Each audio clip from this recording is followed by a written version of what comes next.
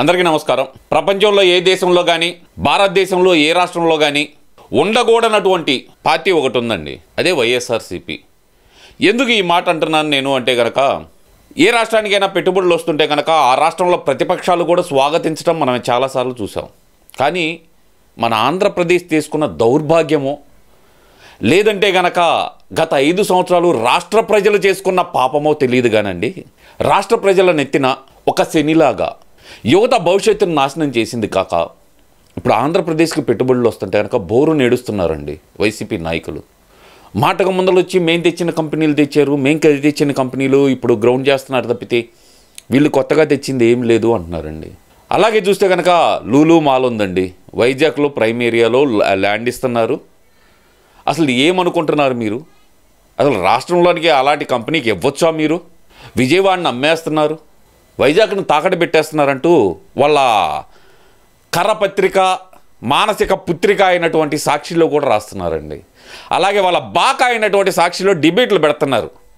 కంపెనీలు వస్తుంటే కంపెనీలను బెదిరించే విధంగా. సిగ్గుందా అసలుకి? కొంచెం కాత కొంచెం అయినా సరే. అరే అసలుకి ఏంది, వైజాగ్లో లూలు మాల్ పెడితే కనుక ఏమైనా తక్కువలో పెడుతున్నారండి వాళ్ళు? తక్కువ పెట్టుబడి ఏమైనా పెడుతున్నారా? 1250 కోట్లు పెట్టుబడి అండి దాన్ని. అక్కడ విజయవాడలో 156 కోట్లతో పెడుతున్నారండి లూలు మాల్. ఏం తక్కువ పెడుతున్నారా? 156 కోట్లతోటి 5000 మందికి ఉద్యోగ కల్పన చేస్తున్నారు విజయవాడలోనే. అదే వైజాగ్లో దానికైతే కనుక ఎంత వస్తుంది? ఎంతమందికి ఉద్యోగాలు దొరుకుతాయి అక్కడ? అంటే ఇక్కడ వీళ్ళందరి దృష్టిలో ఏంటంటే అండి, ఐటీ కంపెనీలే రావాలి, ఐటీ ఉద్యోగులే ఉండాలి, అందరికీ 30,000 పైన శాలరీ ఉండాలి, 50,000 పైన శాలరీ ఉండాలి, అలాంటి కంపెనీలు రావాలంటారండి. 10th క్లాస్ చదువుకున్న వాళ్ళు ఉంటారు, బిలో 10th క్లాస్ వాళ్ళు ఉంటారు. వాళ్ళ పరిస్థితి ఏందండి? వాళ్ళకు ఉపాధి అవసరం లేదా? లూలు మాల్ దాంట్లో అయితే కనుక ఒక సెక్యూరిటీ గార్డులో గానో, ఒక స్టోర్ కీపర్ గానో, లేదంటే ర్యాక్ ఏదైతే ఆ ర్యాక్లు ఉంటాయో ర్యాక్ని సర్దే జాబులో ర్యాక్ మేనేజర్ గానో, ర్యాక్ అటెండర్ గానో ఇలాంటి జాబులు ఉంటాయండి. అసలు ఏం చదువుకోని వాళ్ళకు కూడా క్లీనింగ్, ఫ్లోర్ క్లీనింగు ఇలాంటి జాబులు వస్తాయి. దాదాపు 10,000 మందికి అక్కడ జాబులు వచ్చే అవకాశం ఉంది. 10,000 స్టార్టింగ్ వేసుకున్నా సరే 10,000 నుంచి 50,000 రూపాయల ఉద్యోగాలు కూడా లూలు మాల్లో ఉన్నాయండి. అలాంటి కంపెనీకి వస్తుంటే మన ఏది ఇతని పేరు ఏదో ఉందండి, ఏమంటారు అతన్ని, గుర్తొచ్చింది. కోడి పిల్ల కోడిని పెట్టలేదు కదా, గుడ్డును మాత్రమే పెడుతుంది కదా. గుడ్డు పొదిగిందా? గుడ్డు పొదగాలంటే టైం పడుతుంది, గుడ్డు పొదగలేదు ఇంకా పొదిగిద్ది అంటూ మాట్లాడిన మన గుడివాడ గుడ్డు అమర్నాథ్, కరెక్టే అనుకుంటా, ఇదే పేరు అనుకుంటా అయింది, గుడ్డు అమర్నాథా, అతని పేరు ఏదో ఉంది, గుడ్డు అమర్నాథ్ రెడ్డో ఏదో సంథింగ్ ఏదో ఉంది. ఇతను ఒక ఐటీ మినిస్టర్, మన కర్మకాలి. 22 నెలలు మన రాష్ట్రానికి ఐటీ మినిస్టర్గా పనిచేశాడు. ఏమైనా తీసుకొచ్చాడా రాష్ట్రానికి అంటే కనుక తీసుకొచ్చాడండి. బొబ్బట్ల కంపెనీలు, నూడిల్స్ బళ్ళకి వెళ్ళి ఓపెనింగ్ చేయటాలు, 175 కోట్లు పెట్టి వైజాగ్లో బిజినెస్ సమ్మిట్ అని పెట్టి 13 లక్షల కోట్ల పెట్టుబడులు వచ్చినాయి ఇక్కడికి అని చెప్పి మాట్లాడి 5,000 కోట్లు కూడా ఇంకా గ్రౌండింగ్ చేయకుండా పూర్తిగా, అంటే ఆర్టీఐ ప్రకారమే అండి, రీసెంట్గానే చూసాం మేము. అది ఆర్టీఐ ప్రకారం కనుక తీసుకుంటే 5,000 కోట్లు గ్రౌండింగ్ అయ్యి 9,000 ఉద్యోగాలు కల్పన జరిగిందండి. ఎక్కడ 13 లక్షల కోట్లు, ఎక్కడ 5,000 కోట్లు? అయ్యా దాని గురించి మాట్లాడయ్యా అమర్నాథ్ అంటే కనుక దాని గురించి మాట్లాడు. ఎందుకంటే కనుక దాని గురించి మాట్లాడితే కనుక మనాడు చేసిన బొబ్బట్ల కంపెనీలు, కోడిగుడ్డు పిల్ల పెట్టకపోవటం, కోడిని పెట్టలేదంట పాపం, జనాలకు తెలియదు. ఈడొచ్చాడు కొత్తగా చెప్పడానికి మనకి. ఈరోజు వచ్చి లూలు కంపెనీకి ఇస్తున్నారు. అసలు వైజాగ్ ప్రైమ్ ఏరియాలో ల్యాండ్స్ ఎలా ఇస్తారు, వైజాగ్లో ల్యాండ్స్ ఎలా ఇస్తారు, అది ప్రైమ్ ఏరియాలో ఎలా ఇస్తారన్నారు. అయ్యా గుడివాడ అమర్నాథ్ ఒక ప్రైమ్ ఏరియాలో, వైజాగ్ ఋషికొండకు అతి సమీపంలో తొట్లకొండ దగ్గర మీ పార్టీ ఆఫీస్ కోసం ఎకరా రూపాయి చొప్పున 5 ఎకరాలు కేటాయించుకున్నారు. ఏం గాడిదలు కాయటానికి అని నేను అడుగుతున్నా. కట్టారు కదా రాజప్రసాదం లాంటి బిల్డింగ్ కట్టారు కదా అక్కడ. అక్కడ ఎకరం ల్యాండ్ 50 కోట్లు ఉంది. నువ్వే చెబుతున్నావు ఈరోజు 250 కోట్లు కట్టండి రాష్ట్ర ప్రభుత్వానికి. ఛాలెంజ్ చేస్తున్నా మీకు నేను. 250 కోట్లు దానికి కట్టి మీరు కొనుక్కోండి. కొనగలరా? దానివల్ల ఆ 5 ఎకరాల వల్ల ఒక 10 మందికి ఉద్యోగం కల్పించారా? మీ పార్టీ ఆఫీస్ కట్టుకొని వచ్చారు తప్పితే.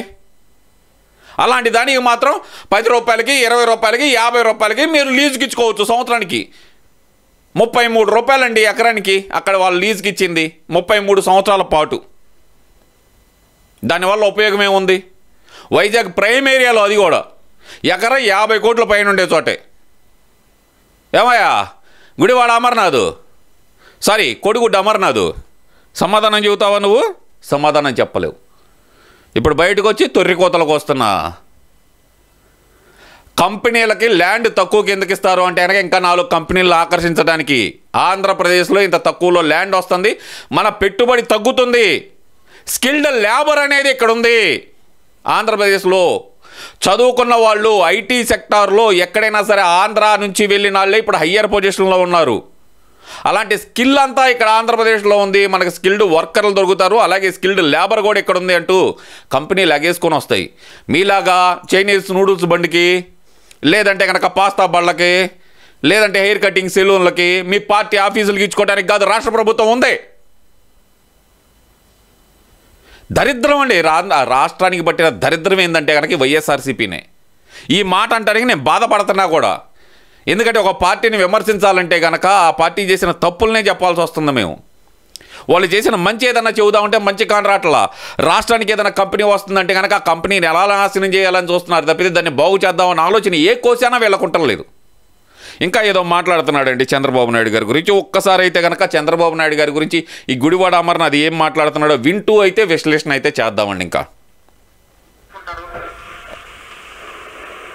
అది మీరు సాధించేదేటో, మీరు తీసుకొచ్చేదేటో సరే. ఇంకా మొదటి రోజు కదా, ఇంకా 4 రోజులు తిరుగుతారు.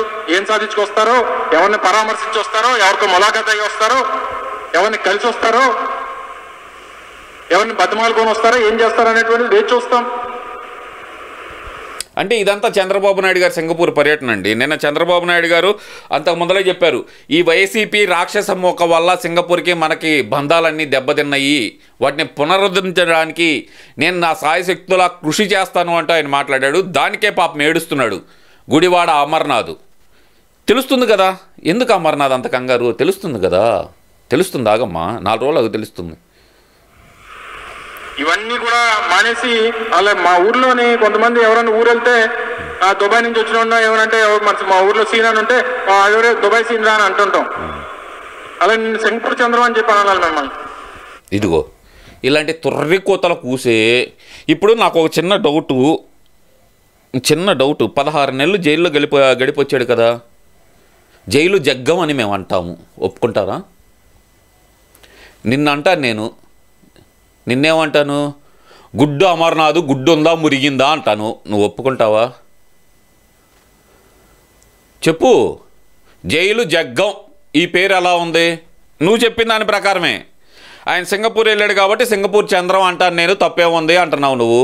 జైలుకి వచ్చాడు, జైలుకి వెళ్ళాడు, 16 నెలలు జైల్లో ఉన్నాడు, 11 ఈడీ కేసులు ఉన్నాయి.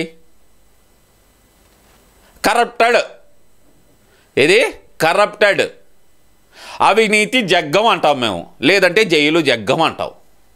ఊరుకుంటావా? ఊరుకోగలవా నువ్వు? ఎందుకు ఈ తొర్రికోతలు ఎందుకయ్యా నీకు? ఇలాంటివి లేకుండా పద్ధతిగా మాట్లాడు. చంద్రం అని చెప్పి అనాలి మిమ్మల్ని. మీకు సింగపూర్కి అంత అంత అంత అటాచ్మెంట్ మీకు. మీ నాయకుడి పేరు అంటే, మీ ముఖ్యమంత్రి గారు అంటే, మా ముఖ్యమంత్రి గారి పేరు సింగపూర్ చంద్రం గారు. ఆయన సింగపూర్తో అటాచ్మెంట్. అవును, మరి సింగపూర్ అంటే కనుక జీరో అంటే లోయెస్ట్ కరప్షన్ కంట్రీతోటే ఆయనకు అనుబంధం ఎక్కువ. మనకెవరితోటి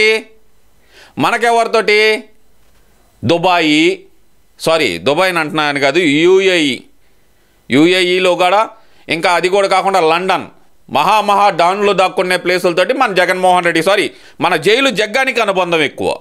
అంతేనా?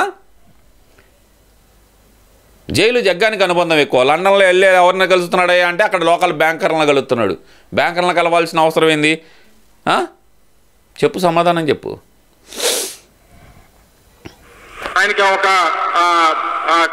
కవల్లో ఒక ఆయన అక్కడ ఉన్నాడు సింగపూర్లో, ఈశ్వరన్ అని చెప్పి. ఆయన సింగపూర్ ఈశ్వరన్, ఈయన సింగపూర్ చంద్రం, ఇద్దరు బెస్ట్ ఫ్రెండ్స్. ఆయన ఇదిగో ఇలాంటి తొర్రి కోతలు కూర్చొని మా చేత తిట్లు తింటారు, దొబ్బులు తింటారు. కానీ నీలాంటి ఆడే ఒకడు ఉన్నాడు పక్కనే తెలంగాణలో. వాడి గురించి కూడా చెప్పాలంటే కనుక పాపం వాడు ఎడుతాడులే. ఇప్పుడు దాని గురించి ఎందుకులే, కానీ నీ గురించి చెబుతా, నీ మా నాయకుడి గురించి చెబుతా. మీ నాయకుడు అంటే ఒకడు ఉన్నాడు, చార్లెస్ శోభరాజ్. ఆడికి మీ నాయకుడికే పోలిక ఎక్కువ. జైలు జగ్గం చార్లెస్ శోభరాజ్, విజయ్ మాల్యా, ఇలాంటి వాళ్ళే కదా మీ నాయకుడికి ఆదర్శం. ఈ చెత్తవగుడు వాక్కుండా రాష్ట్రానికి కంపెనీలు వస్తుంటే కంపెనీలకు ఇచ్చే పాలసీల మీద మాట్లాడు,